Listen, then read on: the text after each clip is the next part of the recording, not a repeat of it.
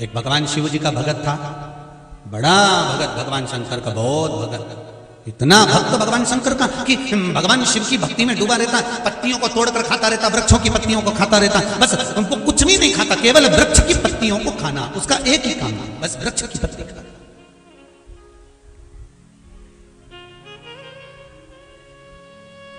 और वृक्ष की पत्ती पत्ती खाता तो उसका नाम प्रणद रख दिया। अब नाम प्रणद रखा। एक दिन कोई सामग्री लेने के लिए वो आगे बढ़ा और उसके हाथ में चोट लग गई। चोट लग गई, रक्त गिरने लगा, रक्त बहने लगा। जब रक्त भूमि पर गिर रहा था तो रक्त की जगह पहले तो थोड़ा सा रक्त गिरा और रक्त गिरने के बाद में जब उसके हाथ में से गिरना चालू हुआ तो पेड़ की जो पत्ती खाता था उस पत्ती का रस गिरना चालू हो गया। अन्न तो उसने खाया ही नहीं था कई वर्षों तक, केवल रक्त, पर रक्त की जगह पत्ती का रस जमीन पर गिर रहा था।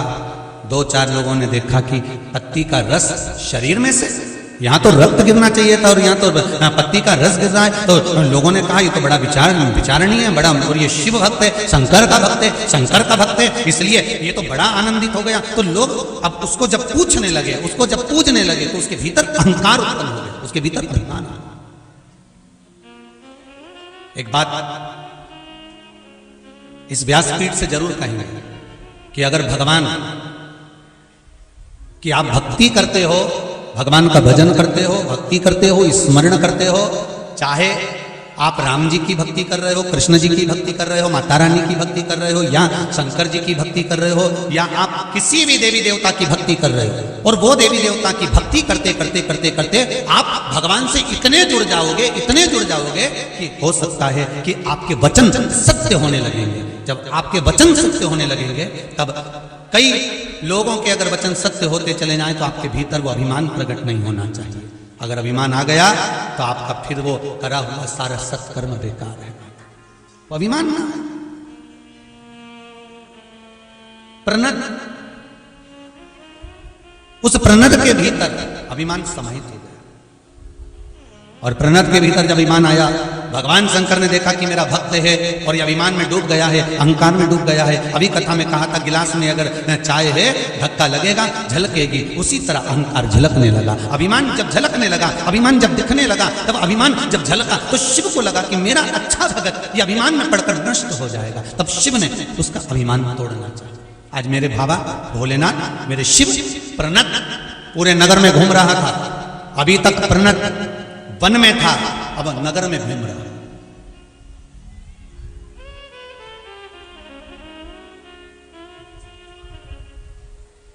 और नगर में घूमते घूमते वहीं पर जब वापिस जंगल में पहुंचा, वन में पहुंचा, और जंगल में जाते से ही प्रणद जैसे जंगल में जाकर बैठा, तभी मेरे भगवान शंकर एक बूढ़े का रूप रखे, एक बुजुर्ग का रूप रखे, और बूढ़े का रूप रखकर भगवान शिव उस प्रणद के पास में आए और बड़े बड़े प्रेम से उसके पास बैठ गए और शिव नाम का, स्वयं राम नाम का जाप करने लगे।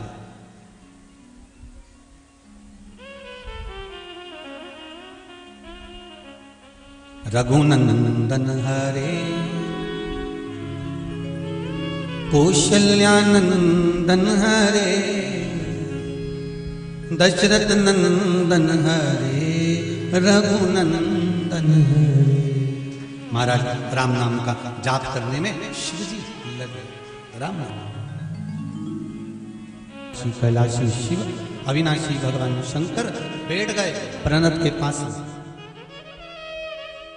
प्रणद के पास में जाकर बैठे। अब एक भजन करने वाला एक भजन कर रहा और दूसरा भजन करने वाला उसके पास में बैठ जाए तो बड़ा विचार उत्पन्न होता है कि ये बैठा क्यों।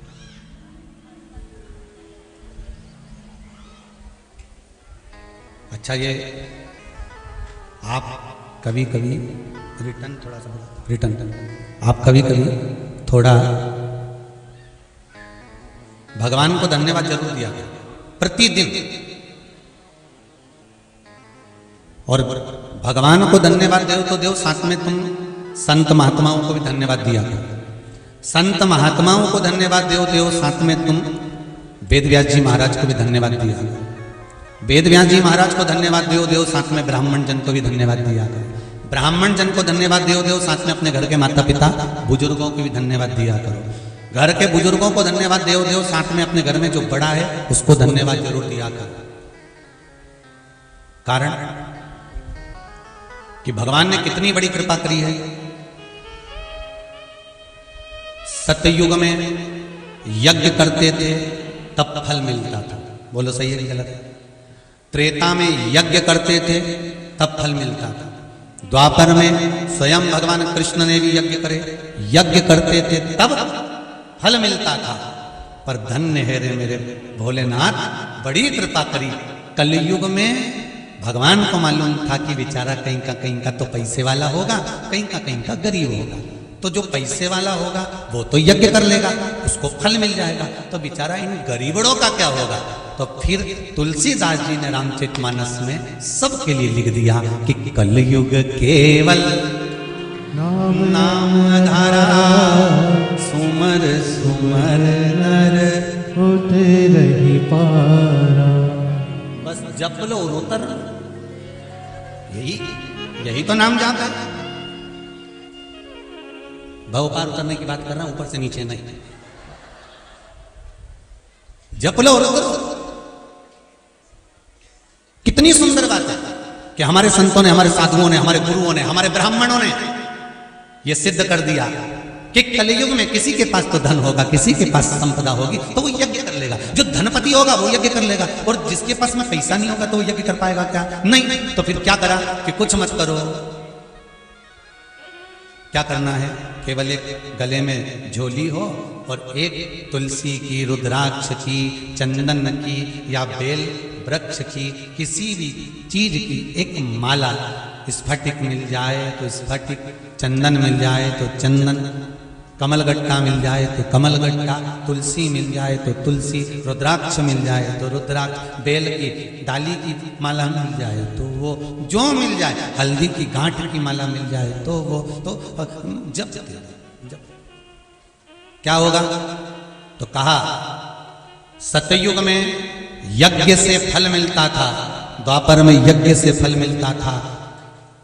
कलयुग में किस चीज से फल मिलता है? कि खूब भगवान की कथा सुनो और खूब भगवान का नाम जपो। श्री शिवाय नमस्तुभ्यं, जपो जपा। भोलेनाथ जी ने बहुत बड़ी कृपा करी है अपन सब पर। श्री शिवाय नमस्तुभ्यं मंत्र तो कजन कांच छुपा रखा था, वो तो कोरोना माता की जय हो जी ने इस श्री शिवाय नमस्तुभ्यं मंत्र को निकालकर, और क्या वर्णन करूं उस मंत्र का, देखिए आप कितना कितना। एक तो वो आंखों वाला था, एक गुरुदेव मध्य प्रदेश जिला बुरहानपुर,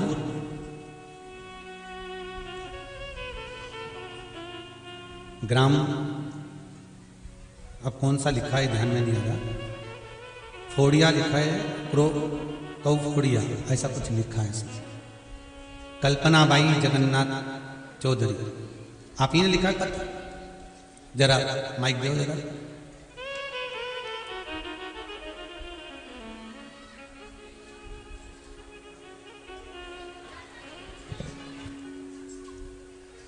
इस पत्र में आपने लिखा है कि गुरुदेव, पहले तो गांव का नाम बताओ, इसमें गड़बड़ लिखा है। डोई फोड़िया, माइक पास में लो। डोई फोड़िया, बुरहानपुर जिला। जी, बुरहानपुर जिला, डोई फोड़िया। अब आ गया समझ में हो? जी जी, बहुत बढ़िया। गुरुदेव पशुपतिनाथ का व्रत किया था और बाबा ने जो कृपा करी है, शायद दुनिया में किसी पर करी कि नहीं करी पता नहीं, पर मुझ पर बहुत करी। क्या कृपा करी? मेरे बेटे को अच्छी जॉब लग गई। माइक पहला सोमवार किया तो कॉल आया, और तीसरे सोमवार को 14 फरवरी को मेरा बेटा नौकरी पे लग गया। नौकरी पे? बहुत बहुत धन्यवाद। और अच्छा पैकेज पे जी पैकेज भी अच्छा है, चेन्नई की कंपनी मिली। कितना लाख का पैकेज मिला? 6 लाख। बधाई हो, बहुत बहुत बहुत बहुत बधाई बाबा। गुरुदेव मेरे पापा भी आए हैं, पापा यहाँ का होंगे तो अच्छा होगा। आए हुए हैं वो भी? हाँ। चलो बहुत बहुत साधुवादता है, बाबा की कृपा बनी रहे, विराजिए। श्री शिवाय नमस्ते। त्रेता में, सत्ययुग में, द्वापर में यज्ञ से भगवान प्रकट हो जाते थे, यज्ञ से भगवान प्रसन्न हो जाते थे, यज्ञ से फल हजारों लाख गुना मिल जाता था। पर संतों ने, ब्राह्मणों ने, गुरुजनों ने और मेरे वेद व्यास जी महाराज ने पुराणों में वर्णन कर दिया, शास्त्रों में लिख दिया कि आप एक काम करो कि कलयुग आ गया है और कलयुग में आपके पास में धन है कि नहीं है, पर एक काम तो कर सकते हो ना, एक काम तो कर सकते हो। क्या? भगवान का नाम जपो, भगवान का रिटर्न बढ़ाइए, भगवान का मंत्र जाप जप। आप भगवान का मंत्र जाप करोगे, आप भगवान का स्मरण करोगे, भगवान का मंत्र जाप करोगे तो सुख अपने आप प्राप्त हो जाएगा, अपने। राम राम रटते रहो जब तक घट में प्राण, कबहु तो दीन दयाल के भनक पड़े। अब जपो, कली काल में भगवान के नाम को जितना जितना जपा जाता है, भगवान के नाम का जितना स्मरण करा जाता है, उतना सुख, उतना आनंद है।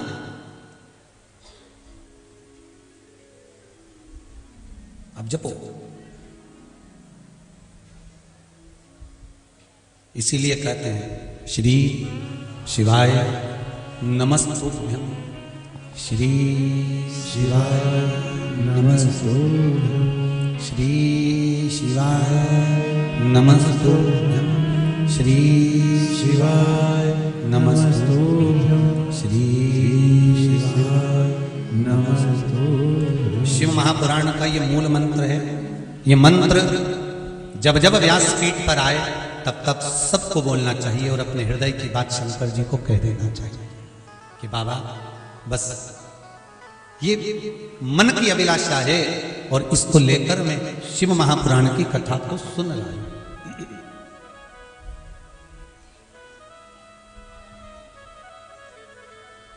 ये मेरे मन की अभिलाषा है और इसको लेकर मैं शिव महापुराण की कथा सुन रहा हूं। आप उससे निवेदन करो, थोड़ा शरीर है मनुष्य का, किसी किसी को पास में कोई डॉक्टर होता है, 50 रुपए की दवाई देता है और शरीर ठीक हो जाता है।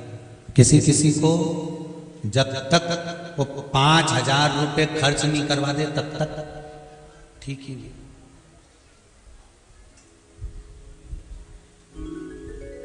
पूरी जांच ऑन करवाएगा, सारी जांच वांच सब हो जाएगी और फिर उसका जो क्रम रहेगा, 5,000 रुपए खर्च हो गए तब जाकर फिर उसको लगेगा कि अब ठीक हो गया।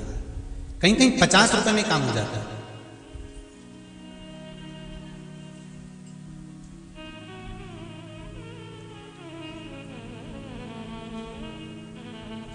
हो सकता है हमारे पास में इतना धन नहीं हो कि हम 5,000 भी खर्च कर सके, तो संतों ने 50 रुपए की चीज भी बता दी। क्या?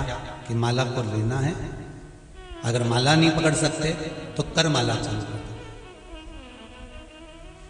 करमाला से शुरुआत कर दो। मंत्र माला, माला नहीं हो करमाला से शुरुआत। अब किसी ने एक मैसेज करा है कि गुरुजी हम माला जपते हैं और माला जपने पर वो जो माला है उसका मन का टूट जाता है। सब लोग कहते हैं कि ये मन का टूट गया तो तुम्हारा माला बेकार हो गई। हाँ, ये पक्का है कि मन का माला जपने वाली जो माला होती है उसका जो मन का होता है, अगर वो खंडित हो जाता है, टूट जाता है, तो आप दूसरा मन का उसमें लगा, दूसरे मनके की माला से उसका जप करो। खंडित मनके की माला से जाप नहीं किया जाता। फिर उसने लिखा गुरुजी कि लोग कहते हैं कि माला का मन का टूट जाए तो समझ लो कुछ अशुभ होने वाला है, कोई ऐसा होने वाला है। तो शिव महापुराण की कथा कहते हैं घड़ी बनाने वाला, पहले भी कथा में कहा था, शिव। पल बनाने वाला शिव, नक्षत्र बनाने वाला मेरा शंकर। घड़ी, पल, नक्षत्र, तिथि, वार, समय सब शंकर बनाते हैं। और ध्यान रखना, तुम्हें भी किसने बनाया? जम के बोलो जरा, शंकर ने। शंकर जी ने तुम्हें बनाया, तो माला किसने बनाई है? शंकर भगवान ने तुम्हें बनाया है और तुमने माला बनाई है। मनुष्य द्वारा निर्मित कुछ भी होगा वो टूटेगा जरूर। मानव के द्वारा अगर कुछ निर्मित किया गया है तो वो टूटेगा, पर परमात्मा के द्वारा अगर निर्मित करा गया है तो वो कभी नहीं टूटेगा। जैसे आत्मा परमात्मा के द्वारा निर्मित करी गई है, तो ये शरीर मनुष्य ने जन्म दिया तो ये भी टूटेगा। एक्सीडेंट हो जाता है तो पांव टूट जाता है तो क्या टूट गया, मतलब टूटा। मनुष्य ने पैदा करा है, मां के गर्भ से जन्मे हो। मनुष्य ने अगर कोई चीज बनाई है, मनुष्य ने कोई दरवाजा बनाया है, कोई टाइल्स बनाई, पत्थर बनाया, कपड़ा बनाया, ये बनाया, जेवर बनाया, अंगूठी बनाई, जो मनुष्य ने बनाया, जिस चीज का निर्माण मनुष्य करता है वो एक ना एक दिन, जम के बोलो, टूटता। तो अब इसमें भ्रम कैसा पैदा कर लेना कि अशुभ होगा? बनाया तो मनुष्य ने, उसने बनाया होता और फिर टूटता तो भ्रम पैदा कर लो कि भगवान ने बनाया था, टूट गया। अब यहां तो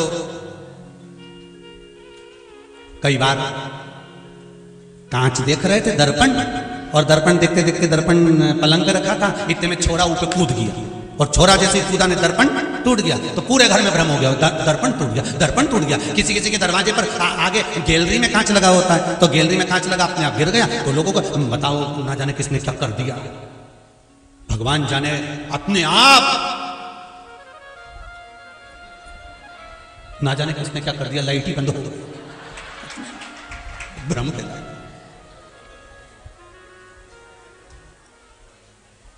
अच्छा, भगवान भी वो साथ देता है, आई गई प्रैक्टिकल कराने में तो भगवान इतना साथ देता ही नहीं, तुरंत अपने आप। तो जो मनुष्य ने निर्माण करा है, मानव ने अगर कोई चीज बनाई है तो वो टूटेगी भी और गिरेगी भी। अगर ईश्वर ने बनाई है तो वो टूट नहीं सकती। जैसे आत्मा, भगवान कृष्ण गीता जी में कहते हैं, अर्जुन, इस आत्मा को ना शस्त्र काट सकता है, ना अग्नि जला सकती है, ना वायु सुखा सकती है, ना जल गीला कर सकता है, इसको कोई नष्ट नहीं कर सकता, क्योंकि ये उसने बनाया। जो तुमने बनाया वो नष्ट हो सकता, जो तुमने निर्माण करा वो नष्ट हो जाएगा, और जो उसने बनाया वो नहीं। तो अगर मन का तुम जप रहे हो, माला जप रहे हो, माला फेर रहे हो, और माला जपते जपते जपते जपते 2 महीना, 6 महीना, 1 साल, 4 साल, 6 साल हो जाए और मन का टूट गया, तो भ्रम पैदा मत करना कि कोई किसी ने कुछ कर दिया होगा या कोई घात आने वाली होगी। नहीं, भगवान कह रहे हैं कि अभी इस माला के मनकों को और पिरो, और बढ़ा, और बढ़ाने के बाद फिर मेरे ऊपर समर्पित कर, और मेरे ऊपर समर्पित कर कर फिर जपना प्रारंभ। माला जपते जपते जपते जपते एक सुमेरु आता है, करें दर्शन, आता है कि नहीं आता? सुमेरु बीच में जब अपन मालाओं को धारण करते हैं, आपके भी गले में माला होगी, तो उसके अंदर एक सुमेरु का भाव होता है। एक सुमेरु का मतलब क्या होता है कि माला जहां से जपना प्रारंभ करी है तुमने, जपते जपते जपते जपते वहीं पर आना, और वहीं से फिर बदल जाना, पर पलट कर उधर मत जाना। सुमेरु से ही वापिस उसी जगह पे से वापिस, क्रॉस नहीं करना।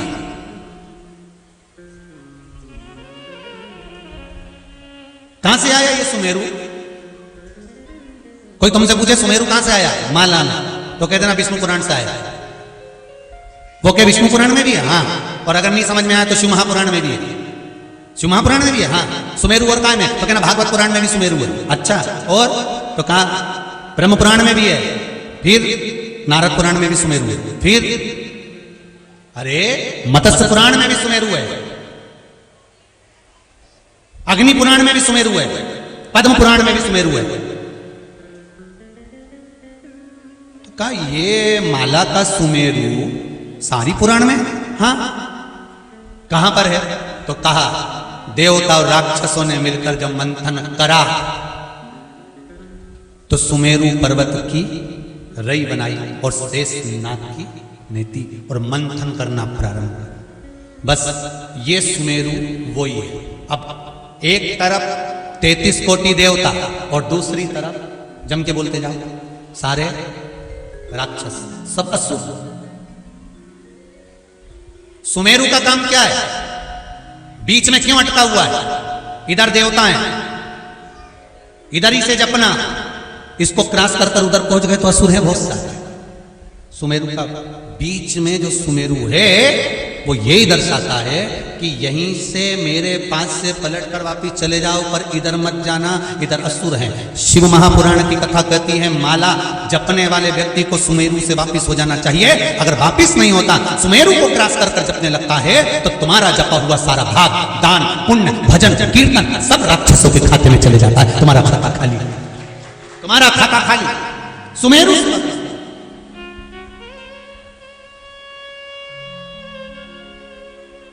जितने मंत्र माला शिव महापुराण की कथा सुन रहे हो बड़े ध्यान से सुनना भाई हो। आप लोग माला जपते हो, चाहे गुरु मंत्र की जपते हो, चाहे जिस मंत्र का स्मरण करते होगे, तो उस सुमेरु को समझ लेना कि सुमेरु कहाँ है, कहाँ से प्रकट हुआ। ऐसी कोई पुराण नहीं जिसमें सुमेरु का वर्णन नहीं है। हर पुराण में समुद्र मंथन की कथा आती है, प्रत्येक पुराण के अंतर्गत आती है। और सुमेरु पर्वत को बीच में रखा, देवता राक्षसों ने मिलकर मंथन करना प्रारंभ किया।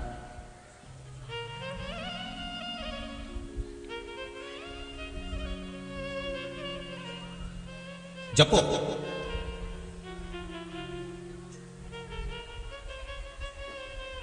मंत्रमाला जपो। महाराज सबसे सिद्ध 2 मालाओं का वर्णन शास्त्र करता है।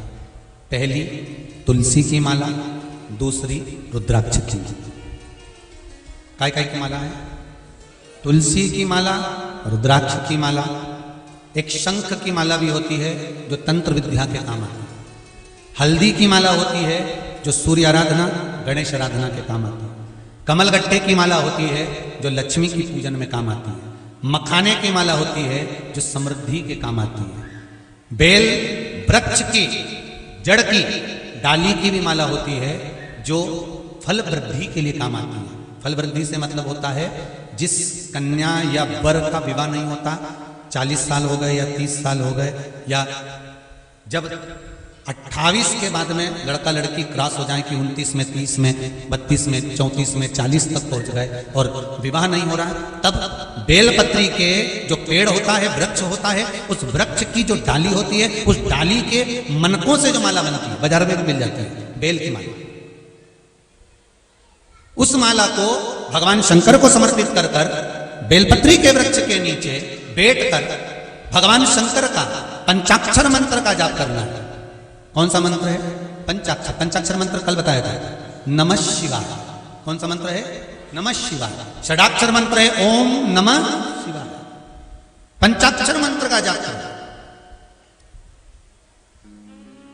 अब एक प्रश्न और खड़ा हो जाता है, गुरुजी बेलपत्री के पेड़ के नीचे क्या शंकर जी का होना जरूरी है, शिवलिंग होना जरूरी है? शिव महापुराण की कथा कहती है, लिंग पुराण में वर्णन आता है कि जहां पर बेलपत्री का वृक्ष होता है वहां शंकर पहले से विद्यमान होते हैं, वहां पर शिवलिंग रखने की जरूरत नहीं होती, वहां शंकर पहले से, वहां पर गौरी शंकर शिव पहले से विराजमान। आप बेलपत्री के पेड़ के नीचे जाते हो कभी? जम के तो बोलो, जाते हो? जितने लोग आस्था पर सुन रहे हो, फेसबुक यूट्यूब पर सुन रहे हो, वो लोग भी जाते होंगे। कभी बेलपत्री के पेड़ के नीचे जाना तो वहां शंकर जी के शिवलिंग को ढूंढने का प्रयास मत करना। पानी की बोतल ले गए हो, जल लेकर गए हो कलश के अंदर, तो सबसे पहले जड़ के अंदर ले जाकर पानी डालना। जैसे ही जड़ में तुम पानी डालोगे, शंकर भगवान उसको स्वीकार कर लेते हैं। और बेलपत्री के पेड़ पर जब तुम पानी चढ़ाते हो तो लक्ष्मी, ब्रह्माणी और पार्वती तीनों उसको स्वीकार कर लेती हैं। मात्र बेलपत्री के वृक्ष में उस आनंद की अनुभूति हो जाती है, आनंद की अनुभूति।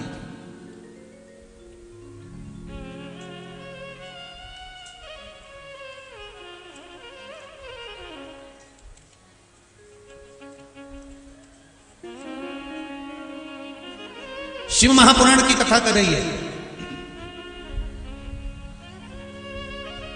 68 लाख तीरथ बेलपत्री के जड़ के अंदर रहते हैं। कितने? 68 लाख बेलपत्री की जड़। अब सोचिए जरा, बेलपत्री की जड़ में जो पानी डाला है, उस पानी को अपने ऊपर मात्र छींट लेने से 68 लाख तीर्थ में स्नान का पुण्य फल प्राप्त हो जाता है। मात्र बेलपत्री के जड़ में जो पानी डाला है, उस पानी को अपने पर मात्र छींट। कई माताएं तो भजन में भी गाती है, 68 लाख तो भजन नहीं बोले पर गाती है, 68 तीर्थ हमारा गुरु जी का चरण। कई लोग गाते हैं भजन में, तो 68 लाख तीर्थ बेलपत्री के जड़ के अंदर विराजमान। इसलिए कहते हैं कि अगर जिसका विवाह 28 साल के बाद में नहीं हो रहा हो, 28 के हो गए, 29 के हो गए, 30 के हो गए, 31 के हो गए, 32 के हो गए, 35 के हो गए, 40 के हो गए,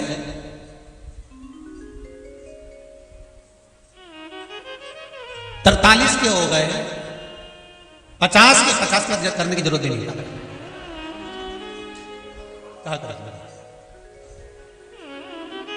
अब आगे तुम्हारी मर्जी भी हो, यहां से तुम्हारा मन हो तो हम ये भी नहीं के हो।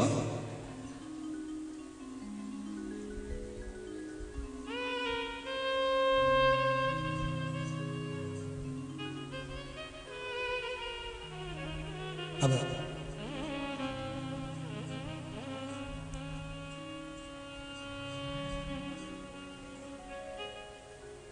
जब किसी का विवाह होता है ना, तो जितने नवयुवक बच्चे होते हैं ना, वो बड़े बड़े प्रसन्न होते हैं फोटो खिंचवाने में, नाचने में, गाने में, उसको बड़ा आनंद आता है।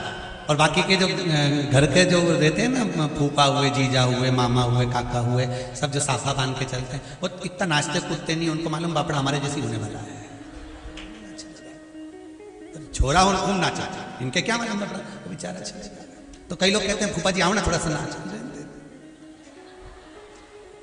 तो क्या बुआ जी के न चलूं क्या? हाँ वो ले, और बुआ नाच भी ले, और बापड़ा बेचारा फूफा बुआ नाच। तो किसी ने कहा बुआ नाच रही, फूफा जी तुम नहीं नाचो। अभी नाच लो तो घर पे ओढ़, तुम क्या अपने नहीं नाचा।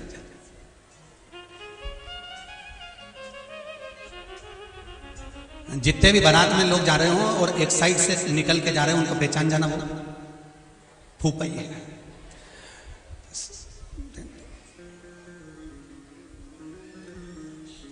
महाराज मंगल विवाह के लिए, शुभ कार्य के लिए, उत्तम फल की वृद्धि के लिए बेलपत्री के वृक्ष की भी, जैसे तुलसी की जड़ की, तुलसी की डाली की माला बनती है, ऐसे बेलपत्र की जड़ की भी माला बनती है। महाराज उस माला का भी स्मरण होता है। कमलगट्टे की माला भी होती है भगवत भजन के लिए, स्मरण के लिए, संकीर्तन के लिए, कीर्तन के लिए। महाराज आप जिस माला का स्मरण कर रहे हो, रिटर्न बढ़ाओ, बाहर की आवाज बढ़ रही है, रिटर्न की बढ़ाइए। माला का स्मरण करें। महाराज कौन सा मंत्र जपना है? जम के बोलिए, पंचाक्षर मंत्र, नमः शिवाय। पंचाक्षर कहां बैठकर जपना है? बेल के वृक्ष के नीचे बैठकर भगवान का पंचाक्षर मंत्र का जाप करना है महाराज। और फिर निवेदन करूंगा, 68 लाख तीर्थ यदि आपके नहीं हुए हैं, तो बेलपत्री के पेड़ के नीचे जल चढ़ाकर उस जल को अपने ऊपर छींट लेने पर 68 लाख तीर्थ का पुण्य फल हमारे खाते में आ जाता है, हमारे खाते में आ जाता है। वो प्राप्त हो जाता है। इसीलिए कहते हैं, ऐसो सतगुरु भावे मुझको, ऐसो सतगुरु भावे, ऐसो सतगुरु भावे मुझको, ऐसो सतगुरु भावे, ऐसो सतगुरु भावे मुझको, ऐसो सतगुरु भावे, ऐसो सतगुरु भावे मुझको, ऐसो सतगुरु भावे। राम नाम की प्यारी चादर, राम नाम की काले चादर, कृष्ण नाम की प्यारी चूनर, कृष्ण नाम की काले चूनर, अरे ओढ़े और ओढ़ावे मुझको ऐसो सतगुरु आए, ऐसो सतगुरु भावे मुझको, ऐसो सतगुरु भावे। जय हो।